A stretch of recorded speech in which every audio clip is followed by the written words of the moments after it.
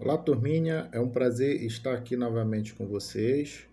Hoje nós vamos dar início ao nosso tema 7, capítulo 2, Tráfico Negreiro, quarta avaliação, tá? Então, através do nosso guia, nós iremos trabalhar nosso assunto de hoje, tá?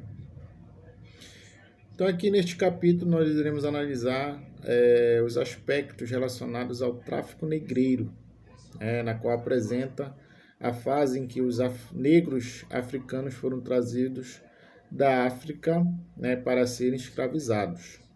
Então, esse comércio de negros africanos como escravos foi uma das principais atividades comerciais dos países dominantes no período de 1501 até 1867, tá?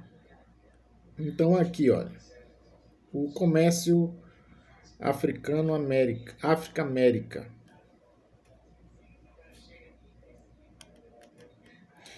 A prática era gerenciada por 6 nações, como Inglaterra, Portugal, França, Espanha, Países Baixos e Dinamarca. Países Baixos é conhecido hoje como a Holanda, tá? E eles tinham uma certa justificativa para a prática desse comércio, para sustentar a exploração de escravos africanos era que somente com os escravos seria possível manter os baixos preços de produtos como açúcar, arroz, café, anil, fumo, metais e pedras preciosas. Então, hoje em dia, no meio historiográfico, nos estudos de história, se tem essa discussão, que o grande sucesso também de alguns produtos como açúcar se dá pela questão da mão de obra escrava. Ou seja, os grandes produtores eles não tinham gastos, vamos dizer assim, com mão de obra. A mão de obra ela era escravizada, na qual qual gasto eles tinham com essa mão de obra era a questão alimentar, de dar de alimento a esses escravos, a compra de escravos, mas não tinha o gasto com a manutenção, ou seja, com o pagamento dessa mão de obra. Hoje em dia nós vivemos no século XXI, na qual toda e qualquer pessoa empregada ela tem o seu direito, ao seu salário no final do mês. Enquanto aqui a questão da mão de obra escrava, não. Tá? Outro ponto. O tráfico negreiro foi responsável pelo deslocamento forçado de 12 milhões e meio de pessoas da África e calcula-se que 1/3 foi para a América Portuguesa. Esse foi o maior deslocamento involuntário de pessoas durante toda a história, ou seja, essas pessoas elas foram obrigadas a sair do seu meio, a deixar suas famílias, seus costumes, seus hábitos, suas terras, trazidos como mercadorias. Tá? Então, aquele escravo que tinha o maior, vamos dizer, uma melhor saúde, dentes bons, escravos fortes, ele tinha o maior custo no mercado, na qual isso não lhe trazia nenhum tipo de regalia, mas sim de sofrimento. Tá? Continuando, no total de 12,5% não conseguiram completar a travessia porque morreu ainda nos navios devido às más condições de higiene que permitiam a proliferação de doenças ou aos castigos aplicados para coibir revoltas.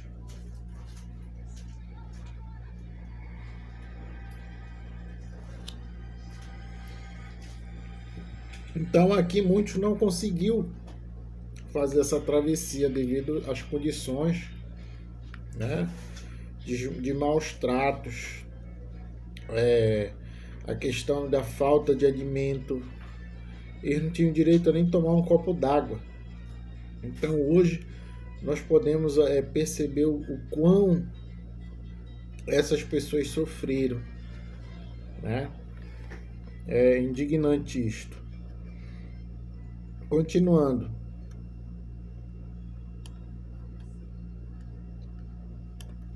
Esta prática comercial de escravidão se constitui no mais importante objeto de interação entre europeus e africanos, antes afastados pelo período do mar. A descoberta do Novo Mundo, ou seja, a chegada ao Novo Mundo, possibilitou a ampliação de a produção de diversos produtos requisitados pela Europa. Contudo, a mão de obra indisponível era insuficiente, ou seja, eles encontraram novas terras, desenvolveram essas terras, só que eles precisavam de mão de obra para o desenvolvimento dessas terras. A população indígena encontrados no novo território, mesmo